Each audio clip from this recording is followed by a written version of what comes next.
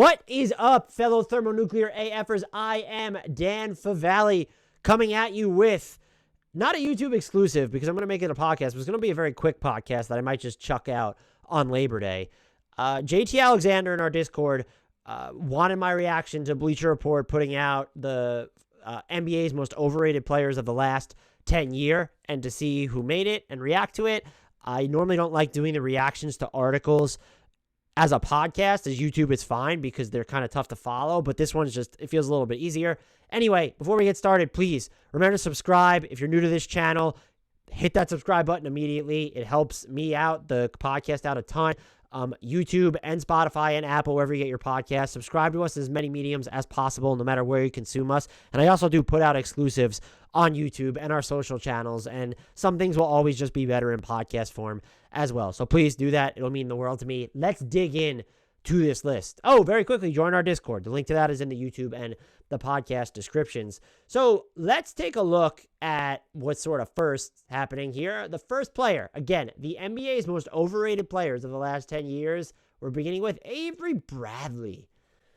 Avery Bradley, I might agree. Billed as sort of this 3-and-D difference maker for so long. On-ball defense was always fine. If you look at the defensive metrics, though, it's questionable there. Was he ever on a high enough scale to be one of the most overrated players of the last 10 years? I do not know. He was never even just paid a ton. I remember people thinking that 4-year, $48 million extension was a bargain. So let's see what the other players are. But is Avery Bradley one of the most overrated players the last 5 years? I don't know. Jamal Crawford, holy shit. I guess, like, are we just going to overrate all high-scoring six men of the year then? Tyler Hero never should have won it. Lou Williams never should have won it.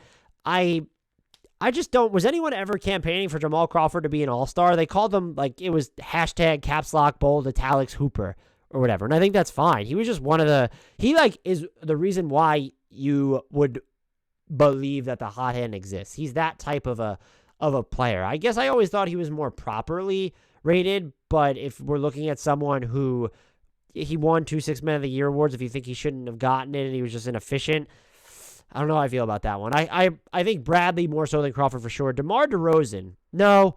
I mean, no. There's a difference between someone who has like maybe an eccentric or anomalous skill set where it's hard to fit him in certain situations versus overrated.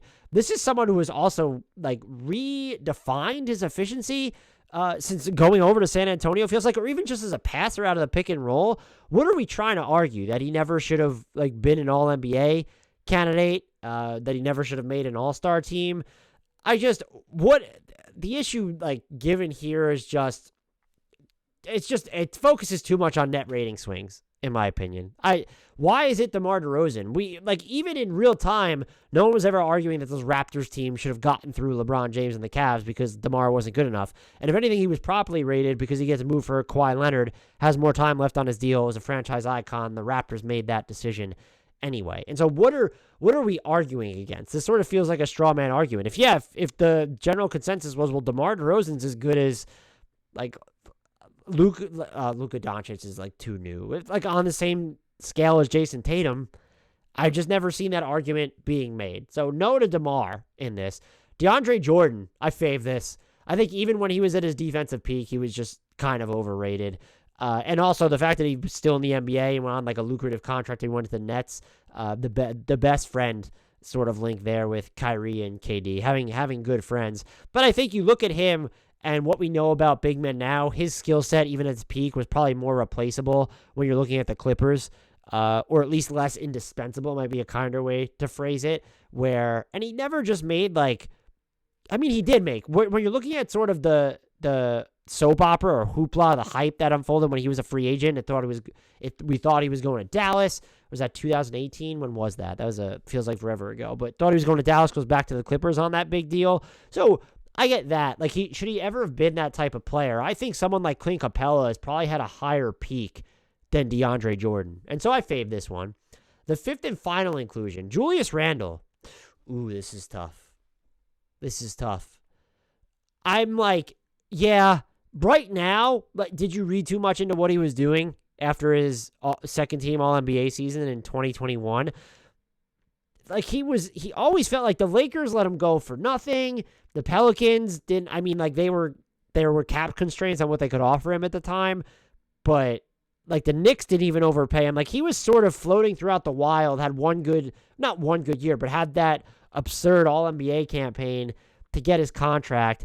Is this just too recent? Like if you're talking about one season, if you want to say his All-NBA season is one of the most overrated in NBA history, I'd probably push back against that, but like that's fine. But one of the most overrated players, I don't know. I just feel like people have kind of understood that he's a one-position player because you don't want to play him at the 5, and they never expected him to be the off-the-dribble jump shooter that he became for one season in New York. This feels like it's reading a little bit too much into, I don't even know, I guess his contract, where it's like his contract isn't necessarily a reflection of how he's viewed throughout the league. If I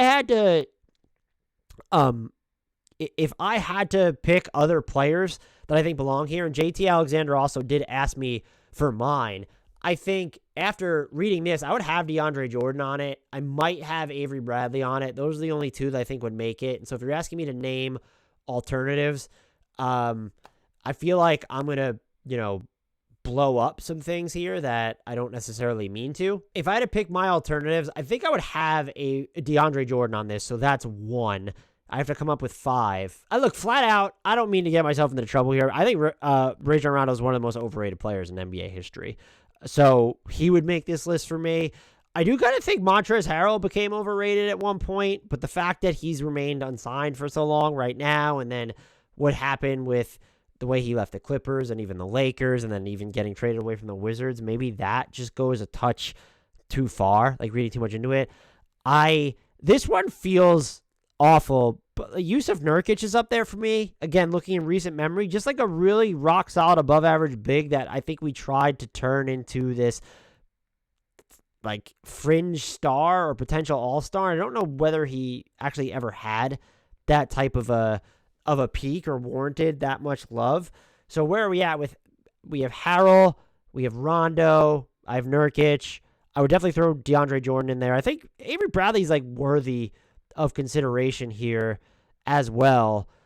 Like those would probably be my picks. I'm trying to like working this out in real time is tough. I guess also one of my spicier takes would be that I, even looking back, don't think Derrick Rose's peak was ever going to be as generational as people sort of portrayed it as. And I think you can even pinpoint his MVP should have belonged to LeBron James that year. So that might be a name that deserves to be thrown into this. This is a tough exercise. What is your most overrated player in recent memory? Which overrated players can you think of? I think my biggest one, though, it really would be Rondo. I'm never saying he was bad, but he was made out to be just like this profoundly impactful two-way player where I just feel like for so much of his career, he was ball dominant to a detriment, and that a lot of it was probably just hidden because he was surrounded by so much awesome talent when he was at his peak in Boston. And then once that team started to come apart, he was never the same. And then seeing how much he struggled in different places, how hard it was just to fit him in Dallas. And like, yeah, I could understand the argument for DeMar DeRozan when you're talking about, well, how does he scale to different places? Well, DeMar DeRozan, star in the Raptors, star in the Spurs, star in the Bulls, like genuinely. And Rondo just was never able to replicate that success. And so just between his peaks, how he was viewed as a player for so long, I think he's one of the most overrated players in NBA history, which I wish I was one of the most overrated players in NBA history. I don't mean to dump on anyone. Thank you for getting me into trouble with that question, JT Alexander. Please remember to subscribe to this podcast wherever you consume it, YouTube, Spotify, Apple Podcasts. Helps us out a ton. Join our Discord. Until next time, and as always, leave you a shout out to the one, the only, the most underrated player in NBA history, Frank Ntilikina.